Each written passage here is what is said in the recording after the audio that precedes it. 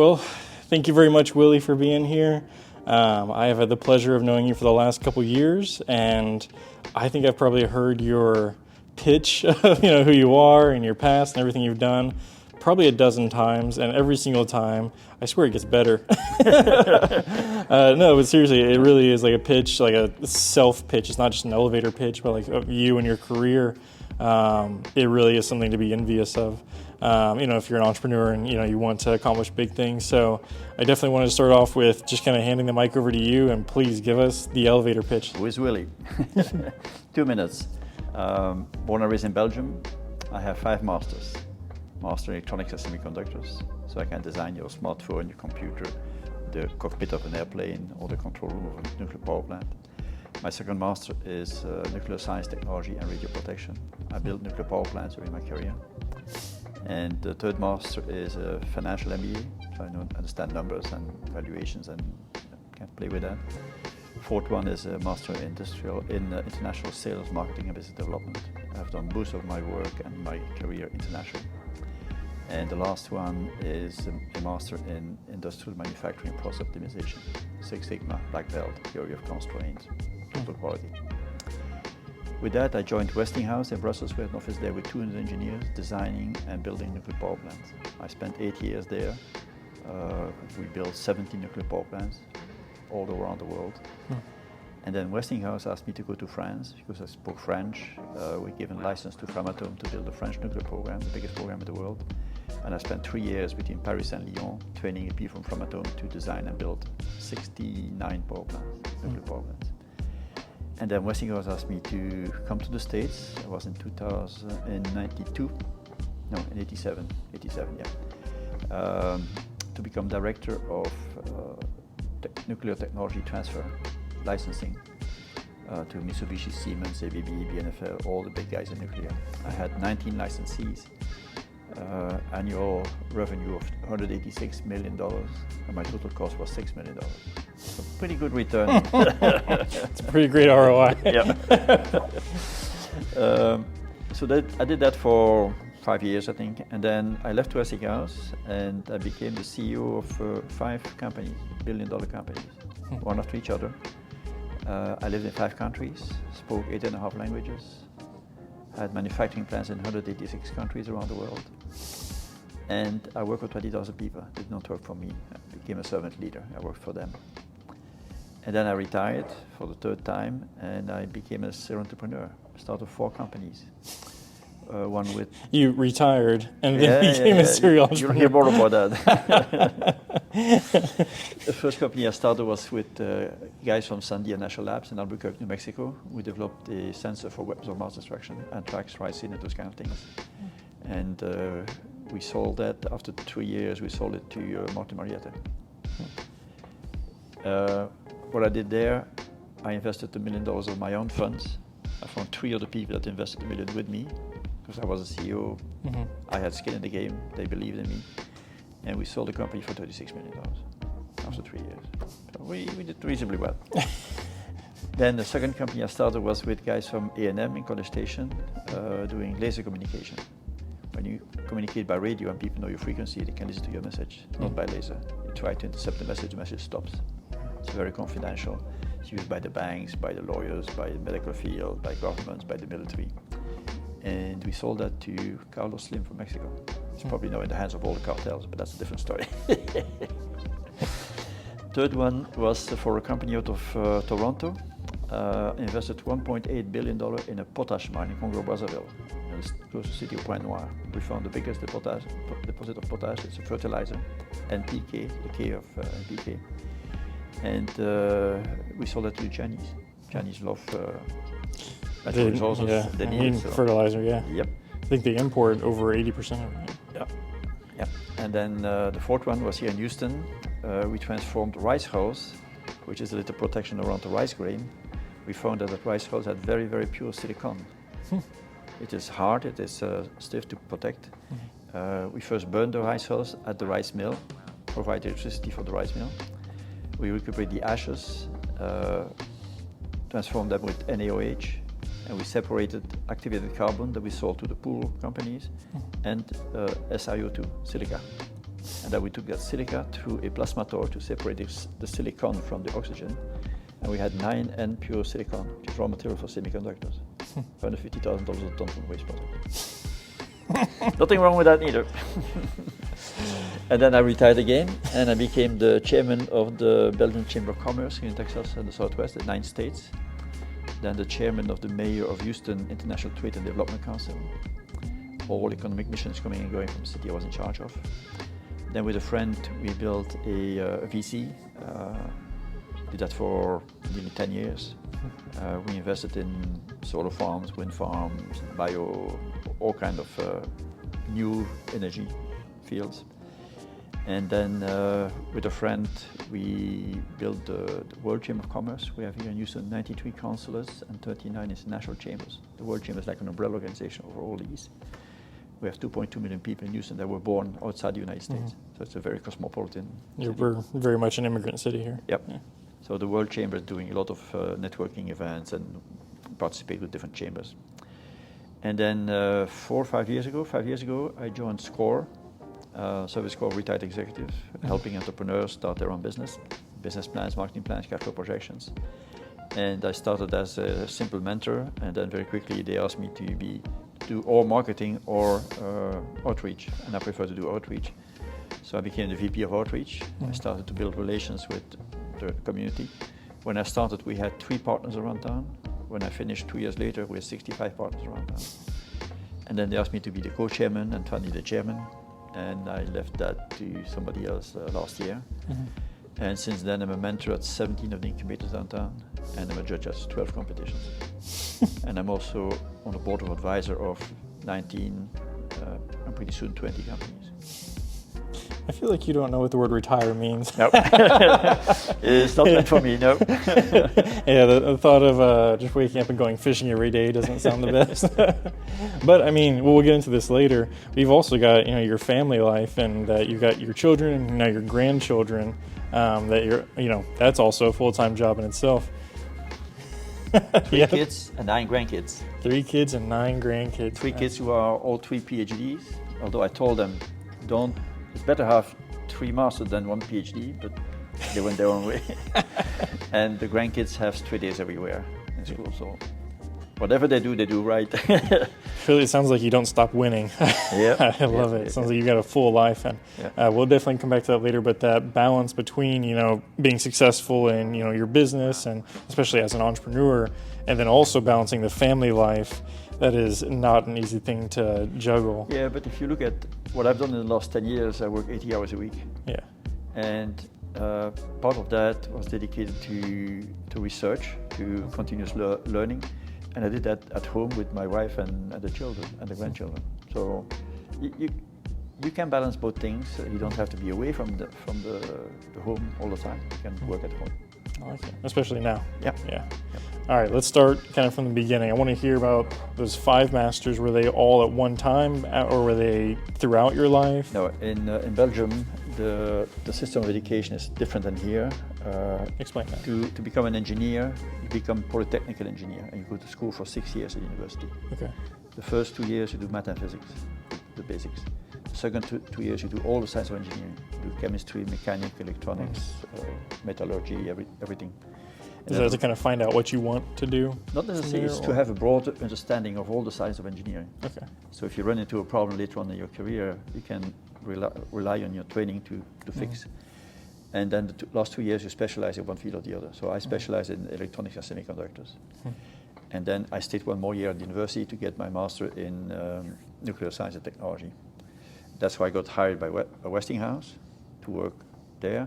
And during my 8 years at Westinghouse in Brussels, we got bonuses not in dollars, but in permission to take a course next year. And instead of taking 1 course every year, I took 3 masters over a period of 8 years. And all paid by Westinghouse, never cost me a dime. So it was all free, so why not take it? I mean, honestly, yeah. And it has served me well in the rest of my career. Baffles me, and you bring up a really good point of the differences between university and Europe versus here. Whenever I was in China, I had some German friends who brought up the same thing of, I think it was right before they were going to go to the university, or they were taking a gap year, maybe after their freshman or sophomore year, and they, went to go and work at a nonprofit in China, and it was very common from what, they were telling me. A lot of their friends in Amsterdam and France and Netherlands and all over the EU. I did the same thing. We had a competition at the University of Leuven, my alma mater, and 12 students got permission to go abroad. I had a choice to go to Sweden, Germany, or Turkey. And I took Turkey because Germany and Sweden I would certainly cover during my career. Turkey, I spent 3 months in the telecommunication system in Istanbul. As an intern, as a student, I learned a lot of things. Very, very interesting. Under the Bosphorus is a tunnel with cables for communication, whatever. And I visit there with one of the engineers, and I see a door there. I say, "What's that door for?" Don't talk. Cannot talk about that. Okay. I go back to the office. I asked my boss. I saw a door there. What? Cannot talk about that. But you can go to the American embassy. Maybe they'll talk to you about it. And I found out it was a nuclear detector to detect the Russian submarines going to the Bosphorus.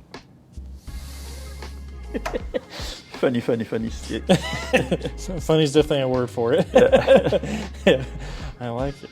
All right, so we got our masters. We started working for Westinghouse. What originally brought you to America? What was the first time that you came here?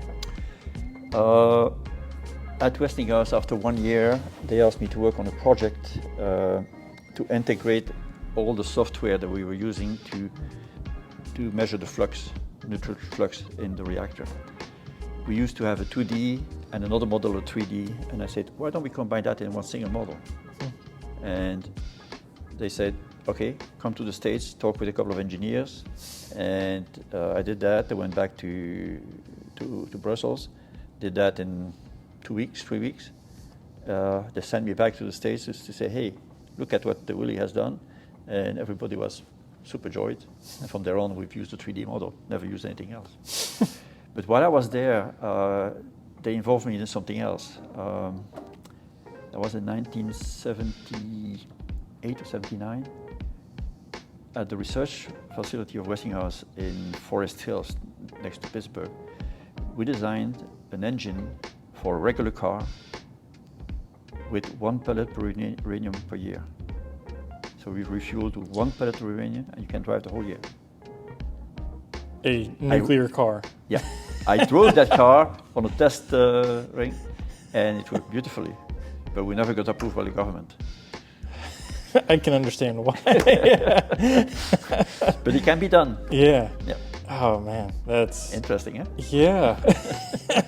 I wonder what were the safety problems? Like obviously, you can think of the safety problems of people stealing the uranium, but just normal families. Small little pellet like that. What you gonna do with it? Yeah. I guess so. But risk of accidents, risk of stealing, risk of everything else. Yeah. I mean, I think of like electric cars versus gasoline cars, and if a gasoline car catches on fire, cool. The gas burns up. Maybe it might burn the cloth seats. Yep. It's done, in an hour or two. An electric car fire is a completely different thing, where they will burn for days. Yep. If one of the fuel cells catches on fire, I can't even. Yeah. I don't even want to imagine what would happen with the nuclear. And so much heavier because of the batteries. Yeah. So there's a lot of. Yeah. They wear and tear on the road. They also destroy the tires faster, so you have to replace those. We're not going to get into the electric. Yeah, that's a whole other thing.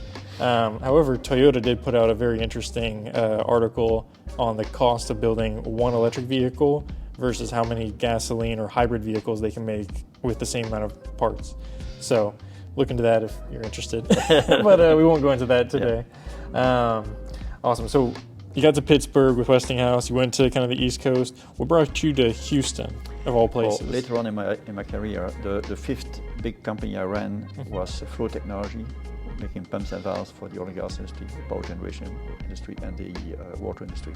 And the headquarters were here in Houston. Okay. So they asked me to take over that company as CEO.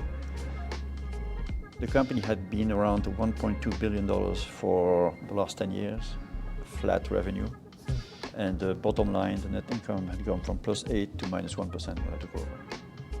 And after 1 year, I turned it to +9% and then +14%.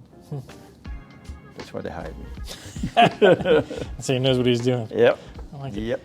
Explain those. I don't want to brush over that at all, but you became CEO or president of 5 different companies.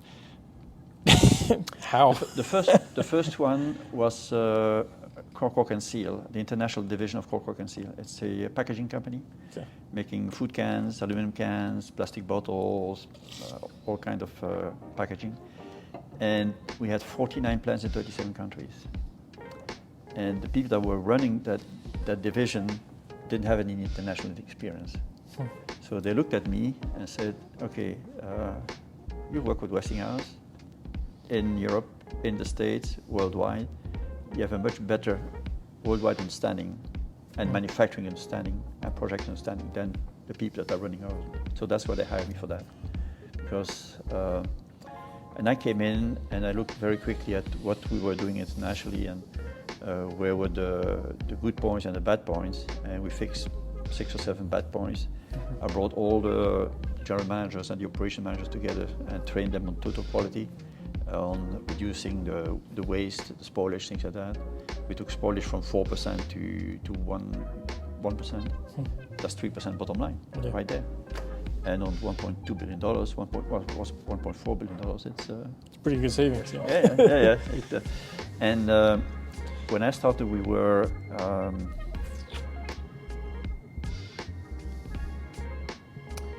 we had very old equipment, and in our US manufacturing plants, there was a lot of semi-used equipment that was not used, was idle. So I transferred a lot of that into the plants internationally, and we increased our capacity by nearly 30%. And a much better product, much better result with customers also. And the second, third, fourth? Second company was Brinks, Transport of Valuables. And the funny part there, when I was at Crown, one day I went to a meeting with a local chamber of commerce, just networking. And I met the CEO of Brinks. He was there, and he had an operation in Europe, Middle East, Africa that was run by a Belgian, but he didn't trust them. He said, they are taking a risk that we should not be taking, and I don't like what they're doing. And explained a little bit what I had done in my career so far, and he said, I'd like to continue talking with you. And I said, in 2 weeks, I have 2 weeks vacation. If you want to send me to Europe to go and see the facilities, and I'll make you a report and you'll see if I understand the business. And I came back, I sent him the report on Tuesday at 4 o'clock. At 5 o'clock he said, you're hired. So I became the CEO of Brinks Europe and East Africa. We were in 12 countries, $1 billion revenue. When I left there 3 years later, we had 1.6 billion and we were in 19 countries. And I had bought out 3 of our partners, joint ventures we had bought out with our partners. In Germany, in France, and in Ireland. So very happy, created more than $100 million of shareholder value every year for any company I ran. The third one was Sermatech, Service Materials Technology, making blades and vanes and coatings for airline engines. Titanium manufacturing, coatings, very important for sustain the vibration and everything that goes in, and the birds and whatever else. We were in 20 countries, 37 plants or something like that. I increased that, made it better, again, increased the value by 100 million every year by adding better operations, better training of the people. My philosophy as servant leader is always helping the people get better at their job. I don't want to replace them if they're not good. I want to make them better. Give you one example. Take over a company, and I asked first day I asked the CFO, "What's my? Can you show me the numbers from last month?" He said, "No, I can show you from 2 months ago because we are closing on the 17th of the month." I said, "Why?" "Because I don't get the information from HR, and so on." I said, "Okay, we're going to work together. I'm going to help you remove the barriers, make sure that you get the data in time." 2 months later, we were closing on the 1st of the month, and he was the happiest guy I've ever seen. I didn't have to train him at all anymore. He was doing his work. He did a lot of analysis of what was right, what was wrong in the company, and he gave me all that information. Just beautiful. But I had to help him remove the barriers. Yeah. He had the capability, but he was stuck in the system. It sounds like the common theme throughout all these things from your Westinghouse to your second, third company is you just kept seeing little problems and just saying, all right, let me make a small solution, make a small suggestion. And I think Arnold Schwarzenegger just came out with a new book, and it's called Just Be Useful. Yeah. It sounds like you just took that to heart and said, all right, wherever I see a problem, let me do what I can. Most of the companies I've run were running reasonably well, but there was nobody that was focusing on those kind of small little things that you say that make a big difference when you make it correct. So the focal company I ran was Cole Morgan, make servo motors, very interesting technology. We did, for example, we replaced a lot of the pulleys and cables in elevators by putting a servo motor on the cabin itself that moved up and down much more. We did something very interesting also with the company called Dana. We put 4 servo motors on the 4 wheels of a car. No transmission anymore. Transmission was an electric cable to each servo motor, and you could move the wheels every each way you wanted. You could parallel, park, whatever. Very interesting. It never developed, but that's their problem. Yeah. So that company, I bought a company in Israel. In one of our plants in California, I had a green card there. I was not yet a US citizen. And we had a contract with the US government, Department of Defense, and there was one part of the plant that was carded off. I could not go in there. Just because you weren't a citizen? Yeah. Okay. But what we decided there and delivered to the Department of Defense were the smart munitions control system that fell in the chimneys in Baghdad. The GDAMs, yeah. Very interesting things. I could see the numbers and we were making good profit on it, so yeah. I left it alone. I like it, man. Your career's all over the place. Yeah. All right, now, I said it earlier, but I want to take a step back again. You've, seen America change and develop, and you've seen, Europe change and develop. So I want to kind of ask, over the last kind of 20 years of entrepreneurship, what have you seen of the changes been in the U.S. when it comes to the views of entrepreneurship? I think what I like about the U.S. compared to Europe and to Asia also is the spirit, the attitude, the risk, the willingness to take risk, and also the curiosity. People are much more curious here than back in Europe. Why is that? It's because if you look at Asia's 10,000-year culture, Europe is 2,000 years, we are 200 years, so we are still babies. And young children, if you let them do what they want, they can be very creative. And that's why we are as a country, we are very creative. There are places in this country which are more entrepreneurial than others, like for example Silicon Valley or Boston or the Triangle around you. But Houston is coming up very quickly. Yeah. We have been a little bit late in the process, but before the pandemic we had 4 incubators, now we have 36 incubators. We have 3 or 4 times more VCs, not enough yet, but we're coming there. I think on the ranking of the worldwide sources, centers of incubation, we went from 37th place to 24th place, and now we are 15. Year after year after year. So the last 3 years we've evolved enormously. Making great moves. We still have a long ways to go. Very much so. And we need much more financial investing capability here. We only have 1 angel network. Dallas has 12 angel networks. So there's still plenty that we need to do, but we're on the right track.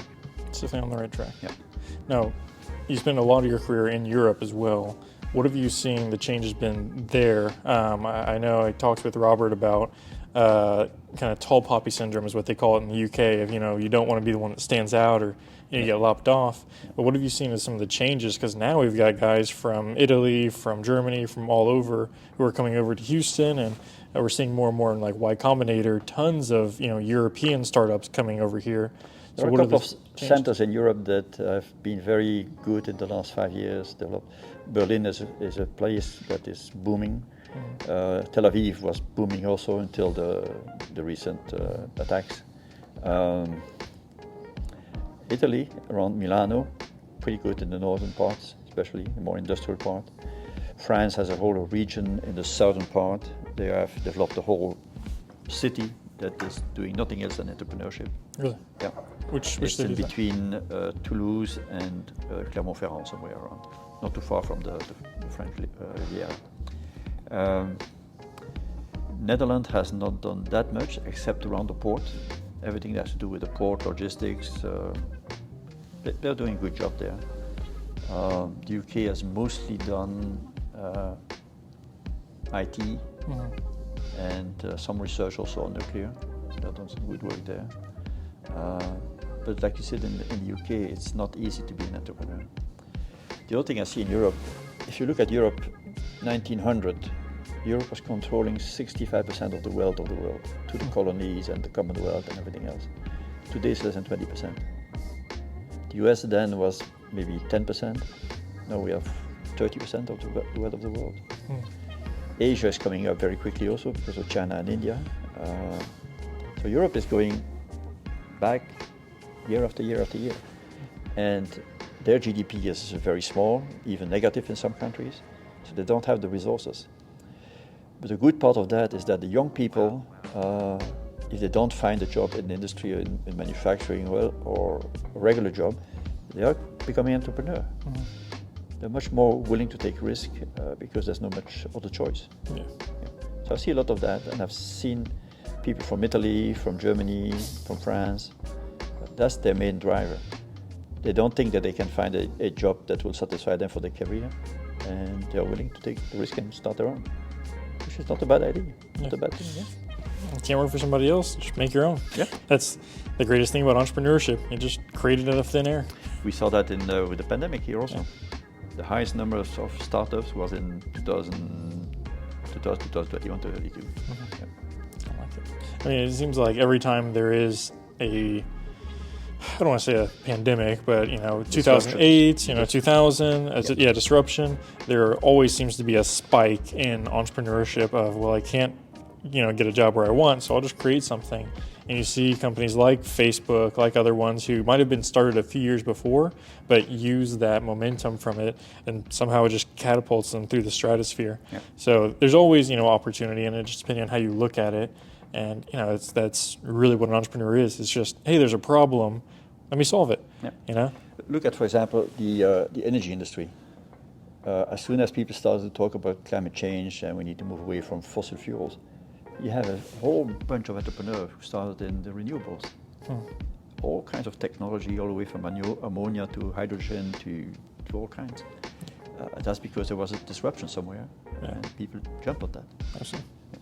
I mean, I'm working with Spark Charge right now, and we're doing electric cars, so very much so. It's becoming more and more popular, and this because we have Greentown Labs here in Houston, that is all they do is just focus on clean energy startups. Yep. So we're pretty. I mean, if you know anything about Houston, then you know that we are very oil and gas heavy industry. Oh, but be careful because the GDP of Houston is 20% oil and gas, 20% medical, 50% aerospace, and 15% the port. 50% aerospace. 15. Yeah. Because you have here NASA, Axiom, Intuitive, Collins. We're building the gateway. We're building the replacement for the ISS. There's a lot of good things happening here. All the big companies in aerospace are here. Martin Marietta, General Dynamics, so the Boeings, they're all here. All right, I want to move over to your work with SCORE. You had your 5 master's degrees. You've run these 5 multi-billion-dollar companies. You started your own, 3 entrepreneurial, 4 entrepreneurial companies. Which making that transition from running a company that was pre-existing to starting something from scratch, that's a whole other video we could do. But I want to go over into SCORE and your time working with retired executives who are mentoring the next generation of startups. What kind of led you to that? What got you interested in working with them? I was approached one day. I was the chairman of the World Chamber of Commerce, and somebody approached us and said, "How can we work together?" And I was interested in understanding what they were doing. And as soon as I understood what they were doing, I said, "Okay, I'd like to join you because I think you do something good for the society, for the ecosystem." And I joined, I think, in April 19 or something like that. And very quickly I found it was a very, very good organization. We had retired people, retired lawyers, retired bankers, retired marketing people, even retired social media people, retired engineers like myself or CEOs like myself. So there was a very wide variety of resources available. We were doing 10 or 12 webinars every month on different aspects of the business, and that again is a tremendous amount of resources for entrepreneurs. And I mentored one-on-one and with sometimes two mentors together. I mentored probably the first year something like 600 or 700 entrepreneurs, and I got hooked to it. Yeah. There were so many different ideas. Probably half of the entrepreneurs were not ready, but they needed some help, and we provided resources and we provided help, and some made it, and some made it very well. But the training that we provided was also very fundamental. And then for every problem that they had when they started, an accounting problem or tax problem or a legal problem or contract problem, we always had resources, experts at our disposal to help them. And that is worth a lot of. And everything we did is free and confidential. And then, so I started that the first year. The second year I did nearly the same thing, but on top of that I did outreach to the community. I went to the different colleges, universities, organizations, Chamber of Commerce, and we did meetings with them, with their entrepreneurs. We took on some of their clients, and we nearly doubled the size of SCORE here in Houston. We went from 110 to 160 volunteers, and we had the highest number of sessions per volunteer compared to any of the other SCORE chapters in the US, 300 chapters. We were the best chapter here. I can actually speak to the credibility of it. I've worked with SCORE mentors before, and they're some of the best people who genuinely just want to help the next generation. I'm actually working with one right now on a separate project from Vagabond. Big fan of SCORE, always will be. And actually, it's a very good organization. Yeah, it's very useful. Not a lot of people take advantage of it. Yeah, because even with everything that we've done and with the marketing we do, SCORE is only known by a third or a fourth of the people in Houston. Yeah. So there's still plenty of possibility to grow, but that's up to the new management too. All right. Awesome. All right, I want to come back to what we talked about earlier of kind of the topic of family.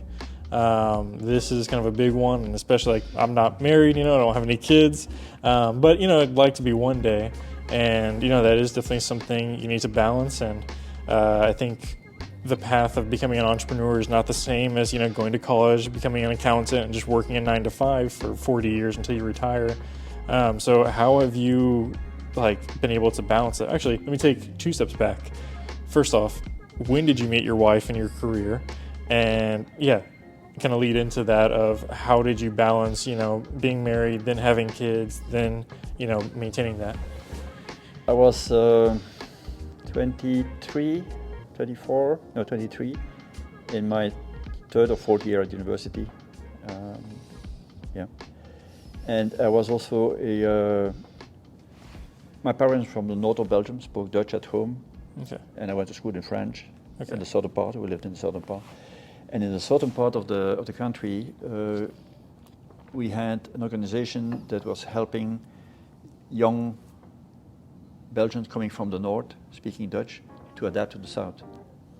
Different language, different culture. And I was the chairman of that organization, and one day we brought a songwriter and musician from the north to do a whole event in the south. And we offered coffee and things to eat. And we had underestimated the number of people, more people than we thought. So we were a little bit short in manpower. And I saw a girl sitting there with her parents, and I knicked my eye and I said, "Can you come and help us?" And she came and helped us, and the rest is history. She became my wife. The beauty of the reason I've been so successful is because my wife is completely different than I. I'm an engineer focused on business, creating value. She's more an artist. And she's more emotional, sensitive and things like that. While I am through. And because we are so different, we never really collided. We've always had a very good understanding with each other. And she's the one that did most of the children education, because I was always traveling around the world. But every time I came back, she wanted me to sit down with the children, make sure that they understood their homework, and so. But she's the one that drove all that, which is good. So if you have a partner like that, it works. Yeah. You said 3 kids. 3 kids, yeah. Boys, girls? 2 boys, one girl. Yeah. The oldest one is a pediatrician. He's the head of the emergency room at the Children's Hospital in Oklahoma City. The second one is a PhD in biogenetics. He works for a company that does blood test equipment and processes. And my daughter is a PhD in international relations diplomacy. She works now for a non-profit organization. I like it. Yeah. And just to kind of really focus in on that point of, it sounds like you found an amazing person, you know, from the get-go, so you got very lucky there. But also, how did those conversations go of, hey, I'm going to be traveling this often, and how did you balance that? I don't think she had a choice. Really? No, because I try to be back home nearly every weekend. Yeah. I was trying during the week, so that was easy, not too complicated. But sometimes I had to go for 2, 3, 4 weeks. I don't think we've ever had an issue with my traveling, or at least never expressed, because she found it natural. Yeah. I was going well to my career. I was moving, making more and more money, which she liked, so that's not a problem. Okay. Okay, good. And then, kind of last question, just wrap it all up. What, you know, for an American who's probably never left America, which I think it's like 30% of Texans have never even left Texas. Yep. Probably a higher percentage of that. And honestly, I know Mexico's another country. I don't count Cancun, Tulum, those vacation spots. You're not going to another country. You're going to a vacation spot. What would you recommend for somebody who wants to go and visit Europe, you know, or actually 2 separate questions. Who wants to just visit for fun and enjoyment to see it, where would you recommend they go first? And the second one of, if I'm an entrepreneur in America and I want to move to another market, which would be the closest or most similar? Most similar would probably have been Tel Aviv before the recent events there. Tel Aviv is a very open society, very entrepreneurial as a country, but Tel Aviv is the main center. I would prefer Tel Aviv to Berlin or to Paris or to any other place. But no, it's a little bit different in the last 6 months. Berlin is probably the best place to. In terms of going to visit Europe, it depends on what you are looking for. If you're looking for history, Greece has a tremendous amount of history. Italy, Rome, the Roman Empire, everything around the Renaissance and the 17th century. You'll find a lot in France.